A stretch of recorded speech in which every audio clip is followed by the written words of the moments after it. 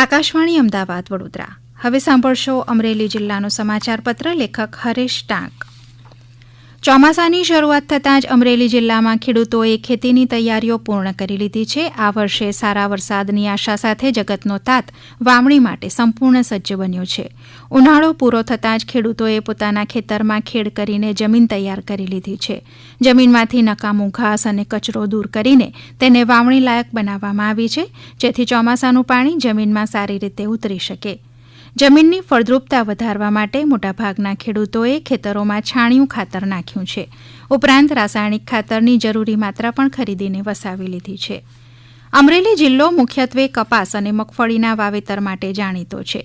ખેડૂતોએ એપીએમસી અથવા પ્રમાણિત વિક્રેતાઓ પાસેથી ગુણવત્તાયુક્ત કપાસના બિયારણ અને મગફળીના દાણાની ખરીદી વહેલી તકે પૂર્ણ કરી લીધી છે, જેથી છેલ્લી ઘડીએ તકલીફ ન પડે. ટ્રેક્ટર, હળ, ઓરણી એટલે કે વાવણિયું જેવા ખેતીના સાધનોનું સર્વિસિંગ અને સમારકામ પણ કરાવી લેવાયું છે. હવામાન વિભાગની આગાહી અને પ્રી મોન્સૂન એક્ટિવિટીને જોતા ખેડૂતો હવે માત્ર એક સારા વાવણી લાયક વરસાદની રાહ જોઈ રહ્યા છે. જ્યારે અમરેલી જિલ્લા વહીવટીતંત્રએ અતિવૃષ્ટિ તેમજ વાવાઝોડાની સામે જિલ્લામાં કંટ્રોલ રૂમ શરૂ કરી દીધા છે. ડિઝાસ્ટર મેનેજમેન્ટ વિભાગ સંપૂર્ણપણે તૈયાર છે. અમરેલી પંથકમાં પૂરતો વરસાદ થતાં જ વાવણીના શ્રી ગણેશ થઈ જશે. ખાસ કરીને અમરેલી જિલ્લામાં મગફળી, કપાસ, તલ, મગ, અડદ, બાજરી, જુવાર અને શાકભાજી તેમજ ફળ પાકની ખેતી કરવામાં આવે છે. જિલ્લામાં જગતનો તાત ચાતક નજરે આકાશ તરફ મીટ માંડીને મેઘરાજાની રાહ જોઈ રહ્યો છે. છેલ્લા 2-3 દિવસથી વાદળો આકાશમાં છવાતા હતા, ત્યારે ગઈકાલે લાઠી તાલુકાના દામનગરમાં સાંજે મેઘરાજાએ ધમાકેદાર પધરામણી કરતા 1.5 થી 1.5 ઇંચ જેટલો વરસાદ થયો હોવાના અહેવાલ છે. ધારગણી, દીતલા, ખંભાળિયા, લાખાપાદર, કણેર, વાવડી જેવા ગ્રામ્ય વિસ્તારમાં ગઈકાલે વરસાદના અમી છાંટણા થયાના અહેવાલ છે. લાંબા સમયથી પડી રહેલી અસહ્ય ગરમી બાદ વરસાદ પડતા લોકોને રાહત મળી છે.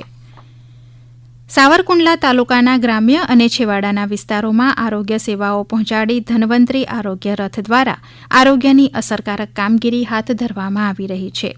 સાવરકુંડલા તાલુકાના ગામોમાં આરોગ્ય રથ દ્વારા લોકોના ઘર આંગણે જ તબીબી સેવાઓ ઉપલબ્ધ કરાવવામાં આવી રહી છે, જેનાથી ગ્રામ્ય જનતાને આરોગ્ય માટે શહેર સુધી જવાની જરૂરિયાતમાં ઘટાડો થયો છે. ધન્વંતરી આરોગ્ય રથમાં નિષ્ણાત તબીબી ટીમ સતત સેવારત છે, જે દરરોજ સવારથી સાંજ સુધી ગામે ગામ જઈને લોકોને સામાન્ય તપાસ, તબીબી તપાસ, લેબ ટેસ્ટ તેમજ જરૂરી દવાઓ પૂરી પાડવામાં અને બ્લડ પ્રેશર, ડાયાબિટીસ જેવી સામાન્ય પરંતુ ગંભીર બની શકે તેવી બીમારીઓની સમયસર તપાસ કરવામાં આવે છે. ગર્ભવતી મહિલાઓ અને નાના બાળકોના આરોગ્ય પર વિશેષ ધ્યાન કેન્દ્રિત કરીને જરૂર મુજબ દર્દીઓને મફત દવાઓ આપવામાં આવે છે અને વધુ સારવાર માટે આગળની હોસ્પિટલમાં રિફર કરવાની વ્યવસ્થા પણ કરવામાં આવે છે. અમરેલીની ન્યૂ પાયોનિયર સ્કેટિંગ એકેડેમી દ્વારા એક સ્કેટિંગ મેરેથોનનું આયોજન કરવામાં આવ્યું હતું.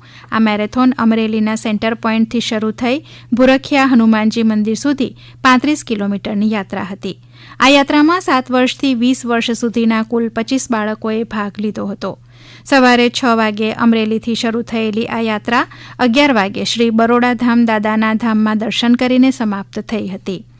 આ મેરેથોનનું મુખ્ય આયોજન આજના યુવાનો અને નાના બાળકોને શારીરિક પ્રવૃત્તિઓ સાથે જોડવા અને તેમને મોબાઈલ ફોનના વધુ પડતા ઉપયોગથી દૂર રાખવાના ઉદ્દેશથી કરવામાં આવ્યું હતું.